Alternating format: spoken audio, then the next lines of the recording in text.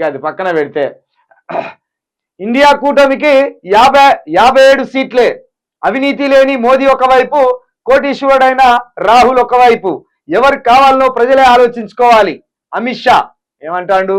India కూటమికి 57 సీట్లే. అవినీతి లేని మోడీ ఒకవైపు, కోటీశ్వరుడైన రాహుల్ ఒకవైపు. అవినీతి లేదు అంతే అంటాను కదా. జర ఆగుర్రిగా, మీ అవినీతి కార్యక్రమాలు ఏందో జరగ ఇక్కడ చూద్దాం, మీ అక్రమాలు ఏందో చూద్దాం.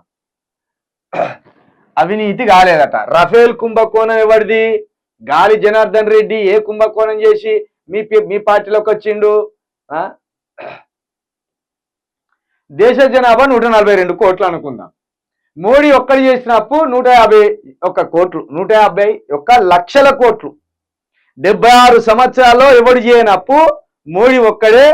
ఈ 10 ఏళ్లలో ఇగో 142 కోట్ల మంది 76 సంవత్సరాలు చేయని అప్పును ఇగో మోడీ ఈ 9 ఏళ్లలో చేసిండు. ఎంత చేసిండు? 151 లక్షల కోట్లు చేసిండండి. 67 ఏళ్ల అప్పు 54 లక్షల కోట్లు. 9 ఏళ్లలో 201 లక్షల కోట్లు. ఇది పెరిగింది ఆల్రెడీ. అంతర్జాతీయంగా బ్యారెల్ ధర తగ్గిన, ఇక్కడ మాత్రం పెట్రోల్ ధర పెరిగింది. 30 లక్షల కోట్లు వసూలు చేశారు. 20 లక్షల కోట్ల మందికి గ్యాస్ సబ్సిడీ ఎత్తేశారు. ఏడికి పోయింది డబ్బంతా? ఇది కుంభకోణం కదా.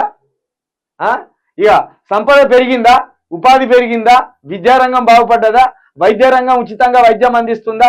ధరలు అందుబాటులోకి వచ్చాయా? పెట్రోల్ ఎక్కడి? 70 రూపాయలు ఉన్న పెట్రోలు ఈ రోజు 109 రూపాయలకు వచ్చింది పెట్రోల్.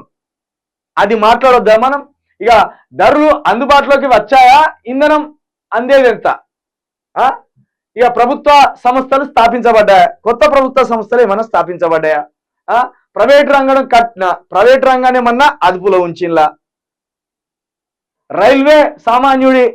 రైల్వే కూడా సామాన్యుడికి అందని స్థాయిలోకి వెళ్ళిపోయింది. ప్లాట్ఫామ్ టికెట్లు ఒకప్పుడు రూపాయి ఉన్నది, ఇప్పుడు 10 రూపాయలు చేసిండు. మరి పోనీ మన జీతాలు ఏమన్నా పెరిగినాయా? 2014 ఇప్పటికేమన్నా సామాన్యుడి జీతం పెరిగిందా? ఏం పెరగలే. టోల్ ట్యాక్సీలు తగ్గినాయా? టోళ్లు పెట్టిండ్లు. మనము వరంగల్కు ఒక కారు వేసుకున్నట్టు పోయి ఇటు వస్తే 600 రూపాయలు టోల్, అది పెంచి పడేసిండ్రు.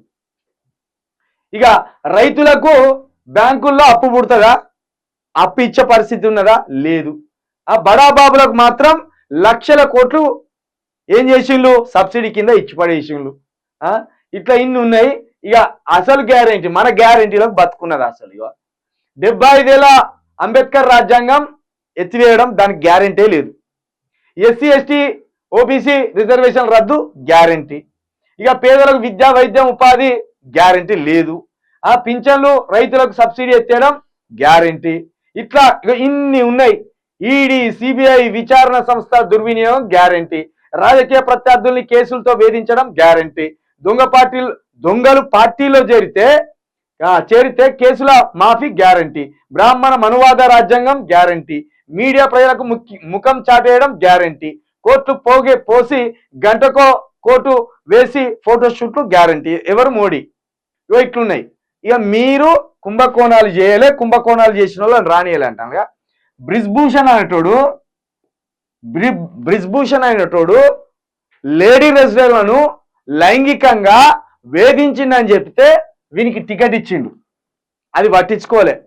మొన్నటికి మొన్న ప్రజ్వల్ అనేటోడు 400 మంది అమ్మాయిలను అత్యాచారం చేసిందంటే వానికి బీజేపీ టికెట్ ఇచ్చింది. కర్ణాటకలో సెక్స్ రాకెట్ కుంభకోణం మీ ప్రభుత్వం హయాంలో జరిగింది. దేశమంతా సంచలనం సృష్టిస్తుంది. దానికి సంబంధించి మాట్లాడతలేరు. రఫేల్ కుంభకోణం అని, పెద్ద నోట్ల రద్దుకు సంబంధించి కుంభకోణం. ఈ మిలిటరీ మొన్న పోయినసారి పుల్వామా ఘటన జరిగింది. అది ఎందుకు అప్పుడే జరిగింది? ఎన్నికలకు ముందు. అదొక కుంభకోణం. ఇట్లా చెప్పుకుంటా పోతే 9.5 సంవత్సరాలు మీకు కుంభకోణాలే ఎక్కువ ఉన్నాయి, అభివృద్ధి తక్కువ ఉన్నది. హామీలు ఎక్కువైనాయి, అభివృద్ధి తక్కువైంది.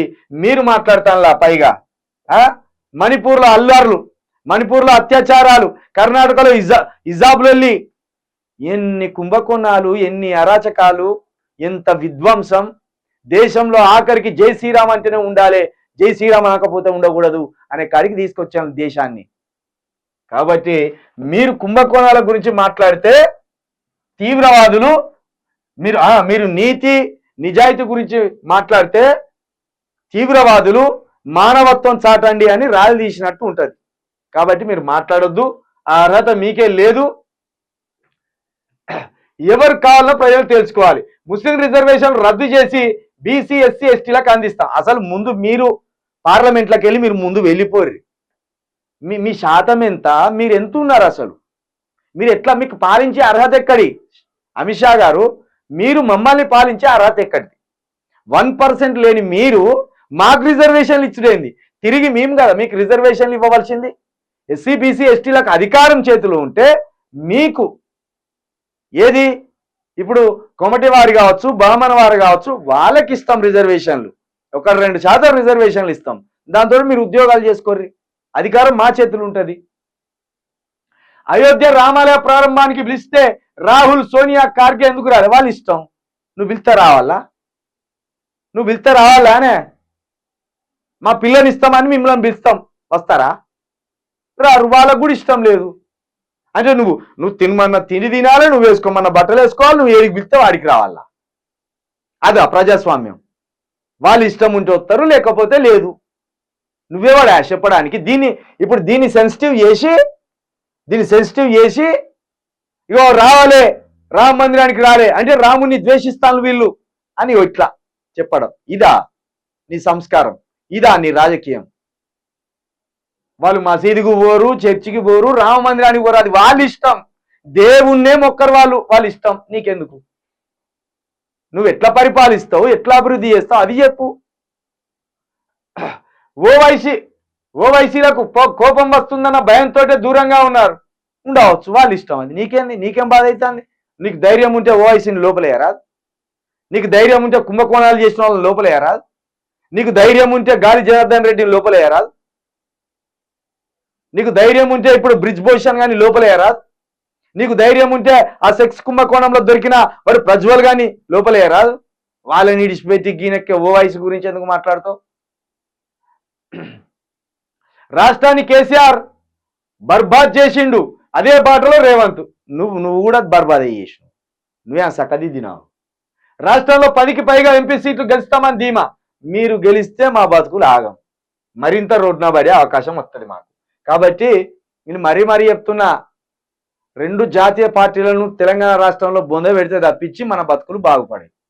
ఒకలేమో 6 గ్యారంటీల పేరుతోటి మోసం చేస్తారు, ఒకలేమో రాముని పేరుతోటి మోసం చేయడానికి సిద్ధంగా ఉన్నాడు. అటు రాముని పేరుతోటి మోసం చేయాలంటే కర్రు కాల్చి వాత పెట్టండి, ఇటు 6 గ్యారంటీల మోసానికి పాల్పడుతున్న వానికి కర్రు కాల్చి వాత పెట్టండి.